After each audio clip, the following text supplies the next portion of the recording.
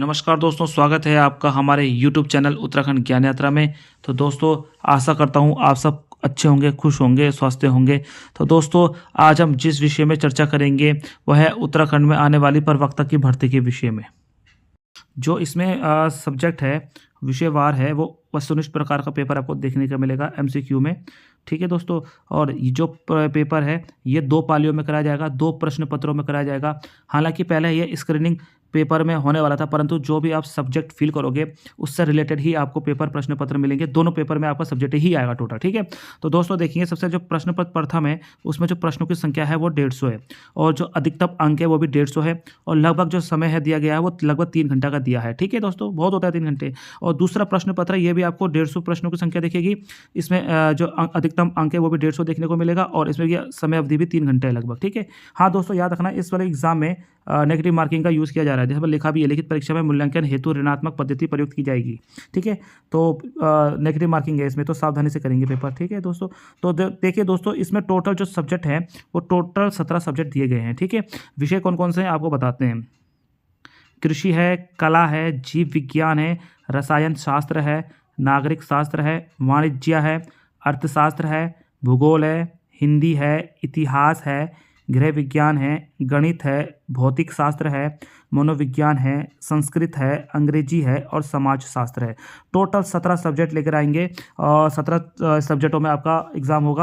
तो दोस्तों, जो दिए गए जो 17 सब्जेक्ट हैं, इनमें से जिसके बारे में आप चर्चा करेंगे, जिस विषय के सिलेबस की बात करेंगे वो है अर्थशास्त्र, इकोनॉमिक्स। तो दोस्तों देखिए क्या क्या है पेपर में।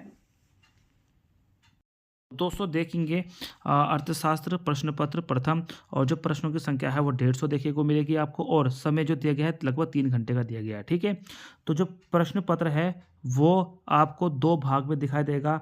पहला है व्यष्टि अर्थशास्त्र, दूसरा है समष्टि अर्थशास्त्र, माइक्रो अर्थ इकोनॉमिक्स और मैक्रो इकोनॉमिक्स। तो देखेंगे सबसे पहले जो हमारा व्यष्टि अर्थशास्त्र है या माइक्रो इकोनॉमिक्स है, इसके बारे में।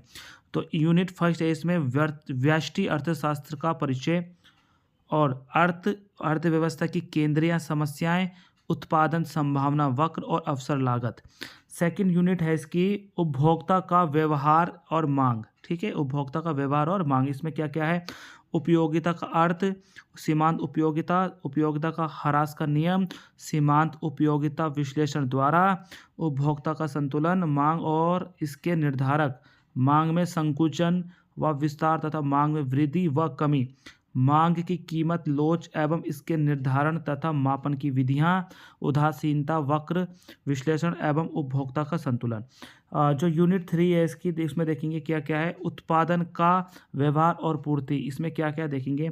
उत्पादन फलन, कुल उत्पाद, औसत उत्पाद एवं सीमांत उत्पाद, प्रतिफल के नियम, लागत एवं आगम की अवधारणाएं एवं उनका संबंध। ठीक है दोस्तों, इसके बाद इसके अंदर और भी है।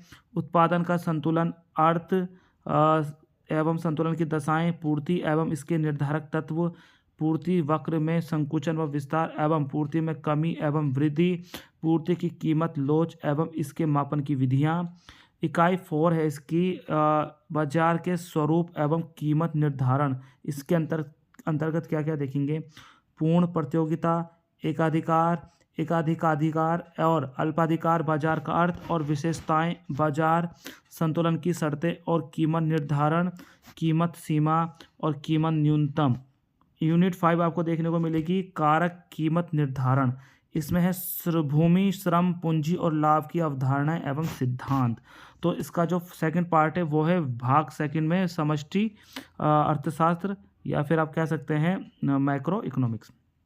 ठीक है, इसमें जो छठा यूनिट है वो है समष्टि अर्थशास्त्र का परिचय। समष्टि अर्थशास्त्र का परिचय, इसमें क्या क्या है। इसमें समष्टि अर्थशास्त्र का अर्थ है राष्ट्रीय आय आकांक्षण, आय का चक्रीय प्रवाह, राष्ट्रीय आय की माप, उत्पाद अथवा मूल्य वर्धित विधि, व्यय विधि और आय विधि।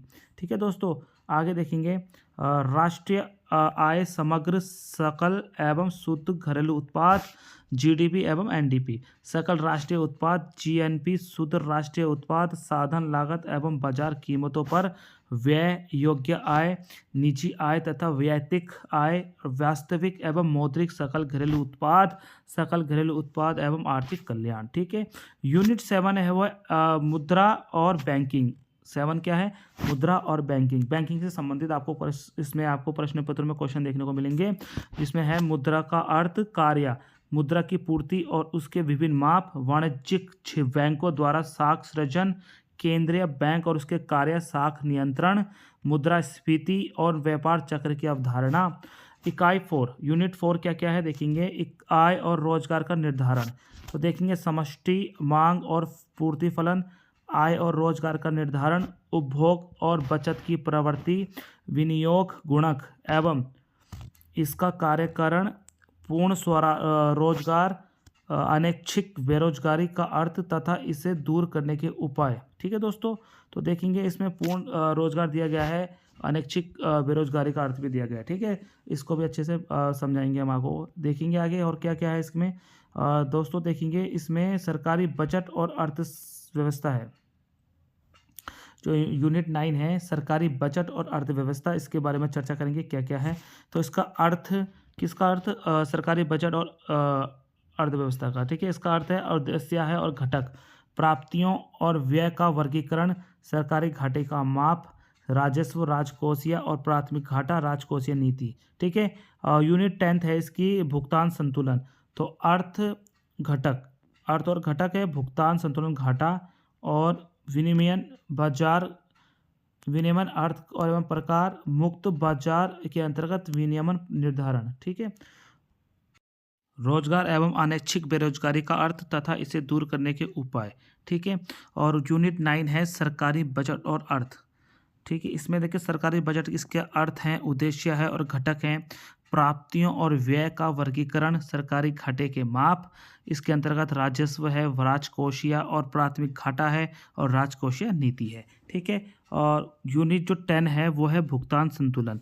इसके अंतर्गत क्या क्या है? भुगतान संतुलन के अर्थ है और घटक हैं, भुगतान संतुलन का घाटा। ठीक है। और इसके बाद देखेंगे विनियमन का अर्थ और प्रकार और मुक्त बाजार के अंतर्गत विनियमन दर निर्धारण। तो दोस्तों यह है प्रश्न पत्र प्रथम, जिसके बारे में आपको भाग सेकंड है सांख्यिकी। इसमें यूनिट 6 है, इसमें क्या है? सांख्यिकी का परिचय है, सांख्यिकी का अर्थ है, क्षेत्र है और महत्व है। इससे संबंधित आपको प्रश्न देखने को मिलेंगे। इसके बाद देखेंगे इकाई 7 है, यूनिट 7 है आंकड़े और संगठन। इसमें जो है आंकड़ों का संग्रह, स्रोत, विधियां और संगठन, आवृत्ति, वितरण, आंकड़ों का प्रस्तुतिकरण। ठीक है। यूनिट 8 है इसमें केंद्रीय प्रवृत्ति और अपकिरण के माप। ठीक है। इसमें केंद्रीय प्रवृत्ति की माप, माध्यिका एवं बहुलक, अपकिरण डैश विस्तार, चतुर्थक विचलन, मध्य विचलन और मानक विचलन तथा इनके सापेक्ष अपकिरण माप, लॉरेंज वक्र और उसका अनुप्रयोग। जो भाग 9 है सहसंबंध में क्या है? कार्ल पियर्सन और स्पीयरमैन की विधि। यूनिट जो 10 है उसमें है सूचकांक और मुद्रास्फीति, सूचकांक, थोक मूल्य सूचकांक, उपभोक्ता मूल्य सूचकांक, औद्योगिक उत्पादन सूचकांक और उनके उपयोग, मुद्रास्फीति और सूचकांक। ठीक है। इस प्रकार से ये दोनों प्रश्न पत्रों के बारे में अब आपको मैंने बता दिया है। तो कितने लोग चाहते हैं कि हम उत्तराखंड प्रवक्ता इकोनॉमिक्स के जो पेपर है, इसका जो सिलेबस है, इसके अकॉर्डिंग वीडियो बनाए, टॉपिक वाइज वीडियो बनाए। तो जो भी चाहते हैं वो अपना कमेंट बॉक्स में ज़रूर टाइप करें, यस लिखें। तो हम बिल्कुल कोशिश करेंगे कि आपके लिए जो भी इकोनॉमिक्स से संबंधित जो भी फैक्ट हैं, जो भी इम्पोर्टेंट टॉपिक है, इसको कवर करेंगे। तो जो भी चाहते हैं कि हम वीडियो बनाएं वो प्लीज़ यस करें। Thank you.